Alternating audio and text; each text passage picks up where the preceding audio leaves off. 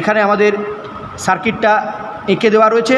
15 common point, 16 হচ্ছে NC, 18 হচ্ছে NO star কন্ডিশানে, 25 হচ্ছে এ কমন পয়েন্ট, 26 হচ্ছে এনসি এবং 28 হচ্ছে এনও ডেল্টা কন্ডিশানে। আমরা প্রথমে যেই সুইচ দিলাম সঙ্গে সঙ্গে দেখুন এর 18 নাম্বারে কিন্তু সাপ্লাই আছে, কিন্তু 16 নাম্বারে কোনো সাপ্লাই নেই। যেই টাইমটা শেষ হয়ে গেল সঙ্গে সঙ্গে 16 নাম্বারে সাপ্লাই চলে এলো, তখন 18 নাম্বারে আর কোনো সাপ্লাই নেই। অর্থাৎ এনওটা এনসি হিসাবে এবং এনসিটা এনও হিসাবে এখানে কিন্তু কাজ করছে। যেই সুইচটাকে অন করলাম সঙ্গে সঙ্গে এটি অন হলো। এটি কতক্ষণ পর অফ হচ্ছে, আর এটি এখনও অন হয়নি, তাহলে 10 সেকেন্ড আমরা টাইম সেটিং করে রেখেছি। ঠিক 10 সেকেন্ড পর এই ইন্ডিকেটারটা যেই অফ হয়ে যাবে সঙ্গে সঙ্গে এই ল্যাম্পটি এখন চালু হওয়া শুরু হলো, অর্থাৎ গ্লো করা শুরু করলো। তাহলে এটি অন হতে দেরি হলো 10 সেকেন্ড আর এটি অফ হতে দেরি হলো 10 সেকেন্ড। হ্যালো সুপ্রিয় দর্শক, আশা করি সকলেই ভালো আছেন এবং সুস্থ আছেন। আমি সুদীপ্ত বণিক, আমি পুনরায় আপনাদের সামনে আজ উপস্থিত হয়েছি আমার electrical study related YouTube channel Sudipta's electrical academy. আমার এই ইউটিউব চ্যানেলের সকল দর্শককে পুনরায় স্বাগত। যারা ইতিমধ্যেই আমার চ্যানেলে উপস্থিত হয়েছেন, চ্যানেলে থাকা সমস্ত ভিডিওগুলো একবার করে চেক আউট করবেন। যদি ভিডিওগুলো ভালো লাগে এবং ইনফরমেটিভ বলে মনে হয় তাহলে ভিডিওগুলোকে লাইক এবং শেয়ার করতে ভুলবেন না। এবং অবশ্যই এই ধরনের ভিডিও সবসময় বাংলায় উপলব্ধিকরণ করার জন্য অবশ্যই আমার চ্যানেলটিকে সাবস্ক্রাইব করে পাশে থাকা বেল আইকনটি আপনাদের প্রেস করে রাখতে হচ্ছে। তো আপনারা ইতিমধ্যেই থাম্বনেলে দেখে নিয়েছেন যে সাধারণত সিকোয়েন্সিয়াল অপারেশন করার জন্য মেনলি আমরা এই ধরনের একটি জিনিস ব্যবহার করে থাকি, যেটা ভাষায় টাইমার বলে ডাকা হয়। তো এই টাইমার বেসিক্যালি হচ্ছে এমন একটি ইলেকট্রোম্যাগনেটিক ডিভাইস বা সুইচ যেটিকে আমরা একটি নির্দিষ্ট টাইম সেটিং করার মাধ্যমে একটি সার্কিটকে তার এক রূপ থেকে অর্থাৎ এক ফর্ম থেকে অন্য একটি ফর্মে নিয়ে যেতে পারি। যেমন সাধারণত এই যে টাইমার সেটা ব্যবহার করা হয় অটোমেটিক স্টার ডেল্টা স্টার্টার। তো যেই স্টার্টারগুলো mainly 3 phase squirrel cage induction motor beyond 3 এইচপির জন্য ব্যবহার করা হয়। 3 এইচপির ওপরে যে সমস্ত স্কুইরেল কেজ ইন্ডাকশান মোটর আছে সেই সমস্ত মোটরগুলোকে সাধারণত স্টার্ট, রান এবং রিভার্স কন্ডিশন নেওয়ার জন্য আমরা এই ধরনের অটোমেটিক স্টার ডেল্টা স্টার্টার ব্যবহার করে থাকি। তো সেখানেই স্টার এবং ডেল্টা এই দুই রকম সার্কিট ক্রিয়েট করার জন্য এবং মোটরটিকে একবার স্টার কন্ডিশনে স্টার্ট করার জন্য এবং ডেল্টা কন্ডিশনে নিয়ে গিয়ে রান করবার জন্য কিন্তু আমরা সাধারণত এই যে ডিভাইসটি সেটি আমরা ব্যবহার করে থাকি, যেটার নাম হচ্ছে টাইমার। তো টাইমার বেসিক্যালি আমরা দুই ধরনের সব থেকে বেশি প্রয়োগ আমাদের দেখতে পারি। একটি হচ্ছে অন ডিলে টাইমার এবং আরেকটি হচ্ছে অফ ডিলে টাইমার। যে টাইমারের সাহায্যে আমরা কোনো সার্কিটকে সুইচ প্রেস করার পরে সার্কিটটির যে লোড আছে সেই লোডটা অ্যাকচুয়েট হতে দেরি হয়, অর্থাৎ সেটাকে দেরি করায়, এই রকম সার্কিটকে বা এইরকম সার্কিটে ব্যবহার হওয়া যে সমস্ত টাইমার তাদেরকে বলা হয় অন ডিলে, অর্থাৎ অন হতে ডিলে করাচ্ছে, দেরি করাচ্ছে। আর যে টাইমার এই সার্কিটে ব্যবহার করে আমরা সাধারণত লোডটিকে অফ হতে ডিলে করাতে পারি, অর্থাৎ সুইচ প্রেস করার সঙ্গে সঙ্গে লোডটা অ্যাকচুয়েট করলো, তাহলে লোডটা অ্যাকচুয়েট করার আমরা একটা টাইম এখানে সেটিং করে রাখতে পারি। এই যে আমাদের এই নবটি দেওয়া আছে, এখানে স্ক্রুড্রাইভার লাগান এবং এখানে আমাদের টাইম সেটিং করে রাখা যায়। তো যে নির্দিষ্ট টাইমটা আমরা এখানে সেটিং করে রাখবো, সেই টাইম পরে যদি লোডটা অফ হয় তাহলে সেটাকে সেই টাইমারটার প্রকার এবং তার কার্য করার পদ্ধতিকে বলবো আমরা অফ ডিলে টাইমার। আর সুইচ প্রেস করার সঙ্গে সঙ্গে যে লোডটা আমরা লাগিয়ে রেখেছি সেই লোডটা যদি অ্যাকচুয়েট না করে, একটা নির্দিষ্ট টাইম সেটিং করার সেই টাইমটা হওয়ার পরে যদি সেই লোডটা অ্যাকচুয়েট করে তাহলে সেটাকে আমরা বলবো অন ডিলে টাইমার। তো এই অন ডিলে এবং অফ ডিলে দুটো আলাদা আলাদা টাইমার, কিন্তু এই যে স্টার ডেল্টা স্টার্টারে ব্যবহৃত হওয়া এই যে বিশেষ প্রকারের যে টাইমারটি আছে এই টাইমারটি কিন্তু আমরা দুই রকম কাজের জন্যই ব্যবহার করতে পারি, অন ডিলে এবং অফ ডিলে হিসাবে। তো চলুন কিভাবে আমরা এই টাইমারটাকে অন ডিলে এবং অফ ডিলে হিসাবে কানেকশান করব বা আমরা সার্কিটে ব্যবহার করতে পারি সেই কানেকশানটা হাতে নাতে আপনাদের সামনে এখানে একবার দেখিয়ে দেওয়া যাচ্ছে।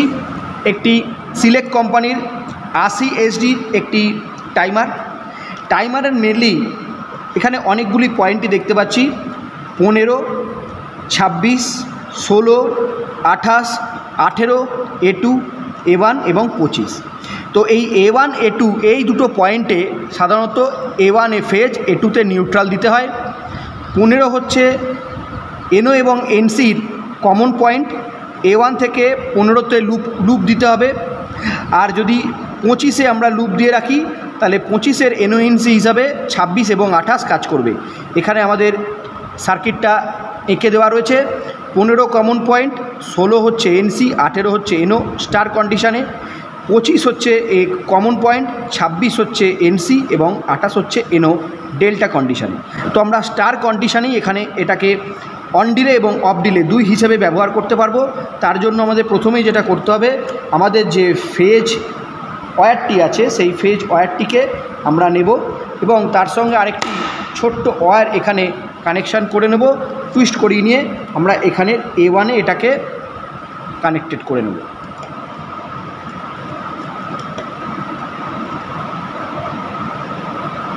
A1-এতে কানেক্টেড করে নিলাম এবং এটিকেই নিয়ে এসে আমরা এর যে 15 নাম্বার টার্মিনালটা আছে সেই 15 নাম্বার টার্মিনালের মধ্যে কানেকশান করে নিলাম।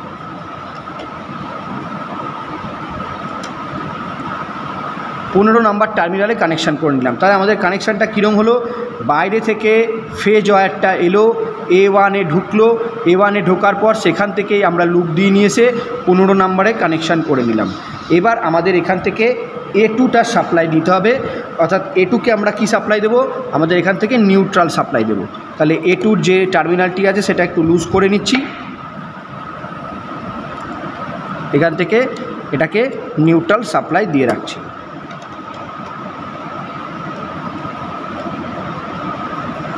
এবার আমরা বলেছিলাম যে 15-তে আমরা সাপ্লাই দিয়ে রেখেছি, তার মানে 15 হচ্ছে কমন পয়েন্ট।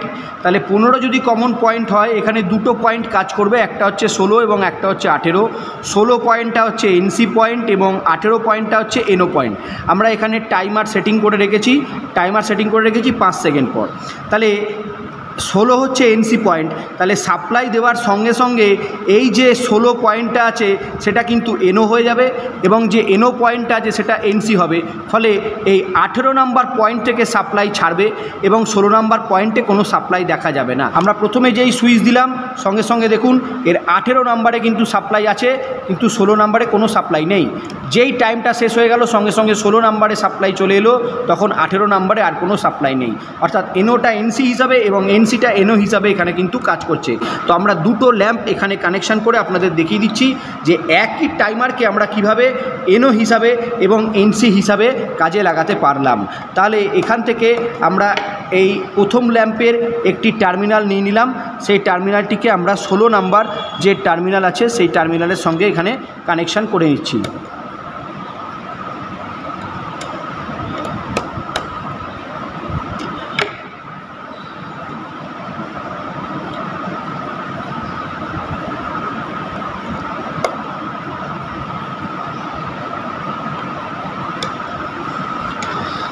একটা ল্যাম্পে ফেস টার্মিনালটা আমাদের এখানে কানেক্ট করা হয়ে গেল।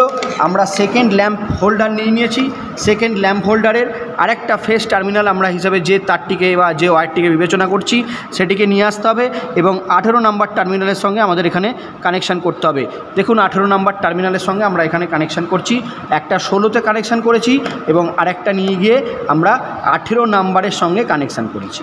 তো এবার দুটো ল্যাম্পই যেহেতু রেজিস্টিভ লোড, তো এটিকে গ্লো করানোর জন্য আমাদের একটি করে নিউট্রাল সাপ্লাইয়ের দরকার হবে। তো নিউট্রাল সাপ্লাইগুলো আমরা ডিরেক্টলি সাপ্লাই বক্স থেকেও নিতে পারি, অথবা আমরা টাইমারের সঙ্গে যে নিউট্রাল অ্যাক্টিভেট করে রেখেছি বা কানেকশান করে রেখেছি সেখান থেকেও নিতে পারি। তো আমরা সেখান থেকেই কানেকশানটা নিয়ে নেব, আমরা আর সাপ্লাই পর্যন্ত যাব না, কারণ আমাদের এখানে যে কানেক্টিং ওয়্যার তার দৈর্ঘ্য একটু ছোট আছে। তো আমরা এখানে ডাইরেক্টলি A2-তে এখানে কানেকশান করে নিচ্ছি।